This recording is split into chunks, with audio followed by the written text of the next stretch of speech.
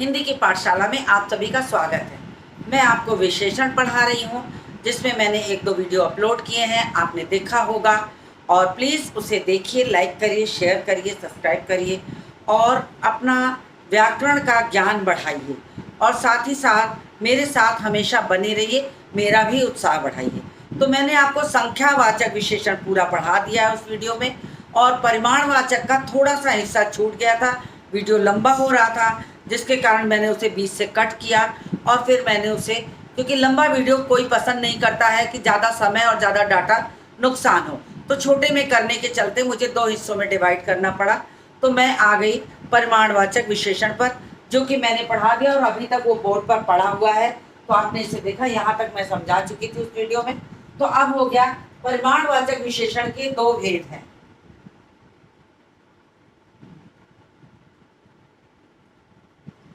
परिमाणवाचक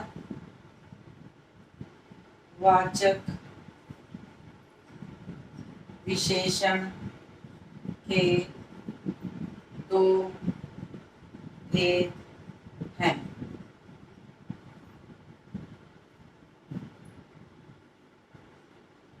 पहला,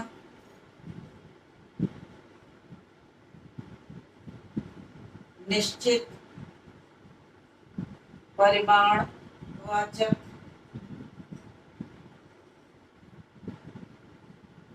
विशेषण। दूसरा,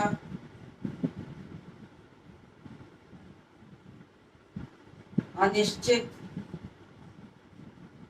परिमाणवाचक विशेषण। तो इसके भी दो भेद हो गए, निश्चित परिमाणवाचक विशेषण और अनिश्चित परिमाणवाचक विशेषण। यानी जिस मात्रा में एक निश्चित मात्रा बताई जाए, जैसे कि यहाँ पर लिखा है 2 लीटर, तो ये निश्चित है कि मुझे 2 लीटर ही चाहिए। यहाँ 2 मीटर, यानी मुझे कपड़े में 2 मीटर ही कपड़ा चाहिए। तो जहाँ यहाँ निश्चितता का पता है, वहां तो हम निश्चित हो गए। यानी कि परिमाणवाचक में आप दोनों के उदाहरण दे सकते हैं, लेकिन अगर उसका भेद पूछा है, तो भेद में आपको अगर निश्चित पूछा है तो निश्चित मात्रा बतानी होगी, और अनिश्चित पूछा है तो कुछ या थोड़ा सा शब्द का प्रयोग करना होगा। तो आपको इसमें अलग रूप से उदाहरण, इसी उदाहरण को परिवर्तित करके लिखना चाहिए कि थोड़ा सा दूध मुझे दे दो, थोड़ी सी चीनी मुझे दे दो। तो इस तरीके से आपको समझ में आ जाएगा कि हाँ, इसका उदाहरण क्या हो सकता है। तो मैं इसको रफ करते हुए ऊपर चलती हूँ निश्चित परिमाणवाचक विशेषण पर।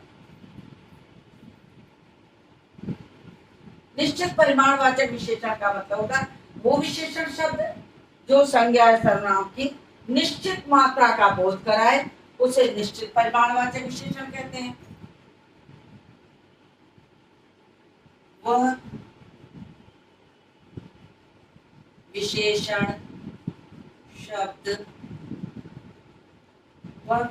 शब्द जो संज्ञा या सर्वनाम की निश्चित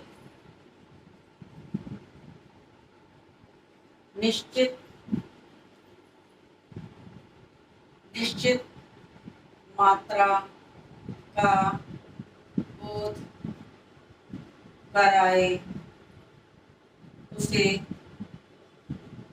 निश्चित परिमाणवाचक विशेषण तथा जहाँ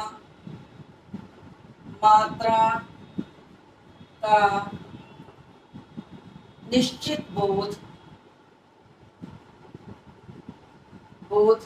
न हो, उसे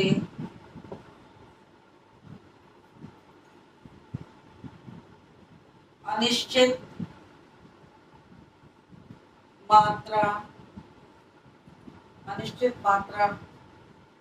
परिमाणवाचक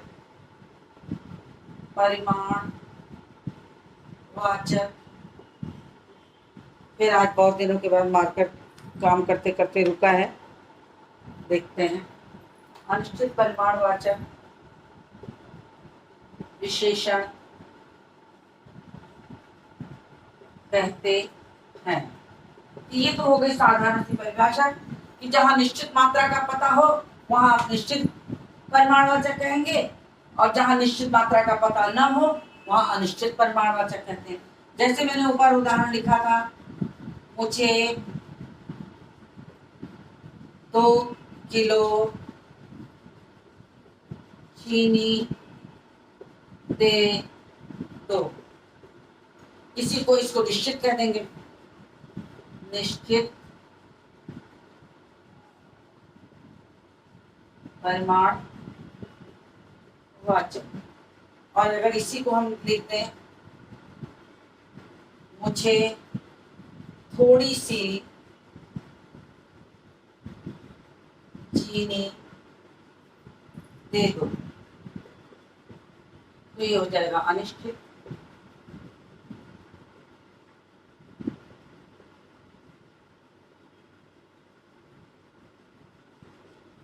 अनिश्चित परिमाणवाचक।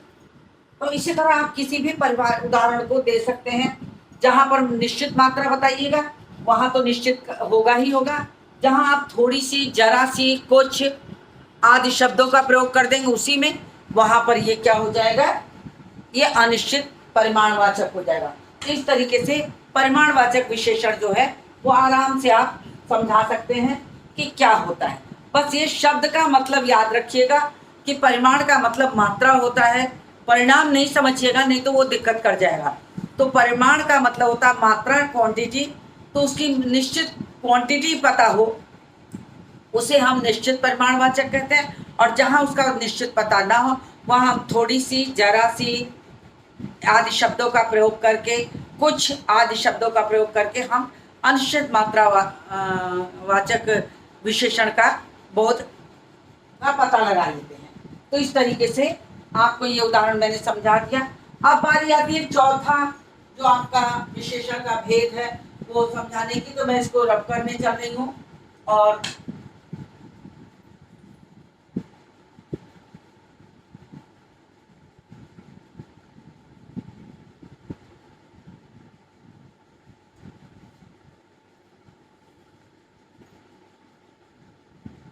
चौथा है सार्वनामिक विशेषण, जिसको कि कहीं कहीं संकेतवाचक भी लिखा रहता है, लेकिन आज नई किताबों में हमेशा सार्वनामिक मिलेगा। और सार्वनामिक विशेषण यदि आप कहेंगे तो आपको परिभाषा लर्न करना आसान हो जाएगा। क्यों आसान हो जाएगा? क्योंकि इसी के भीतर परिभाषा छिपी हुई है। यहां से आप शुरू करेंगे, जैसे मैंने हर बार बताया, फिर बता रही हूं कि वह विशेषण शब्द जो यहाँ पर विशेषण शब्द नहीं, वह सर्वनाम शब्द, क्योंकि सर्वनाम शब्द आया है यहाँ पर, सार्वनामिक लिखा है, यानी इसमें सर्वनाम शब्द छिपा हुआ है कि वह सर्वनाम शब्द जो संज्ञा की विशेषता का कार्य करे। हर एक में हमने कहा संज्ञा या सर्वनाम की, यहाँ पर सर्वनाम ही है जो वो विशेषण बन जाता है, जो सर्वनाम शब्द ही विशेषण बन जाता है, इसीलिए इसका नाम ही पड़ गया सार्वनामिक विशेषण। सर्वनाम शब्द, आप जानते हैं सर्वनाम क्या होता है? संज्ञा के स्थान पे प्रयोग किए जाने वाले शब्दों को हम सर्वनाम कहते हैं। तो सर्वनाम शब्द जब विशेषण का कार्य करने लगे, तो विशेषण क्या है? संज्ञा की विशेषता का कार्य करेगा। वह सर्वनाम शब्द जो संज्ञा की विशेषता का कार्य करने लगे उसे हम सार्वनामिक विशेषण कहते हैं। बड़ी आसान सी परिभाषा है, क्योंकि हर विशेषण में मैंने आपको बताया कि संज्ञा या सर्वनाम की विशेषता बताने वाले शब्दों को विशेषण कहते हैं। यहाँ सार्वनामिक विशेषण की बात हो रही, तो यानी वह सर्वनाम शब्द जो संज्ञा की विशेषता का कार्य करने लगे उसे हम सार्वनामिक विशेषण कहते हैं। ये ध्यान दीजिएगा, परिभाषा लिख दो। वह सर्वनाम शब्द जो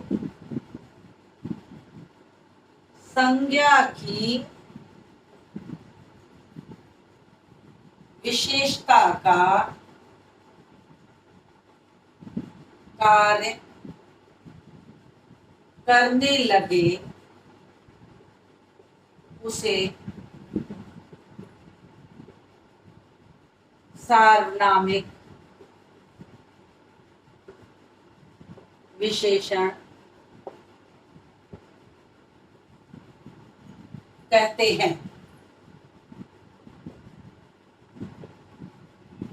अब देखिए, उदाहरण देने के पहले मैं आपको समझा दूं, बाद में मैं समझाऊंगी कि सर्वनाम और सार्वनामिक विशेषण में क्या अंतर है। ठीक है, तो मैं उसको बाद में समझाऊंगी, लेकिन पहले अभी समझा दूं कि आप दो शब्द यहां मैं लिख रही हूं, वह मेरा घर है। एक सेंटेंस ये है, दूसरा सेंटेंस है वह घर मेरा है। कम व्याकरण की जानकार वालों को इन शब्दों में, इन वाक्यों में कोई अंतर नहीं समझ में आ रहा होगा। उन्हें ये लग रहा होगा दोनों में क्या अंतर है, मेरा को यहाँ के वहां कर दिया, वहां कर दिया। लेकिन व्याकरणिक नियम के अनुसार यहाँ पर अंतर हो गया है। यहाँ पर ये सर्वनाम है, वह मेरा घर है, ये सर्वनाम है। लेकिन यहाँ पर वह सर्वनाम शब्द इस घर की विशेषता का कार्य कर लिया, इसलिए यहाँ पर ये सार्वनामिक विशेषण हो गया।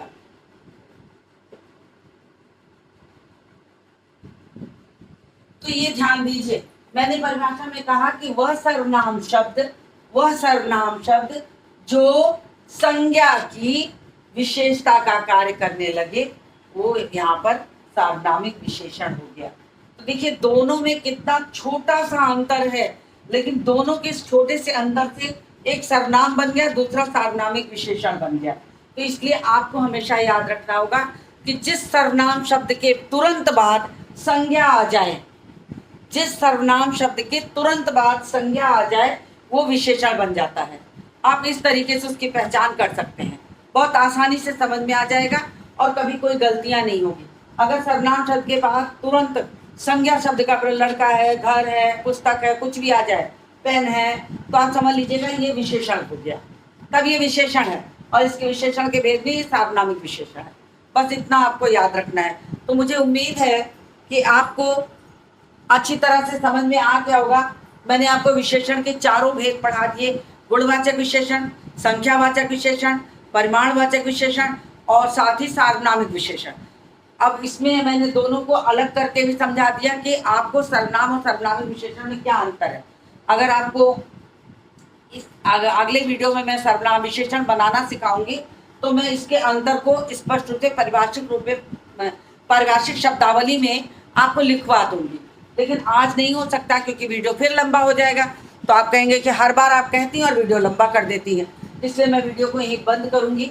आप यहाँ तक समझ गए होंगे, तो यहाँ तक की चीज़ों को आप समझ के रखिए, पुराने वीडियो को देखते रहिए और उसके भेदों को पुनः पढ़ के रखिए। तब मैं आगे में सर्वनाम और सार्वनामिक विशेषण का अंतर आपको समझाऊंगी। तो उम्मीद करती हूँ कि आपको अच्छा लगा होगा, और इसीलिए इसको आप लाइक करेंगे, शेयर करेंगे, सब्सक्राइब करेंगे और साथ ही साथ आगे के वीडियो में भी बने रहेंगे। तो इसी के साथ मैं इस वीडियो को समाप्त करती हूँ और मिलती हूँ आपसे अगले वीडियो में। Thank you all of you.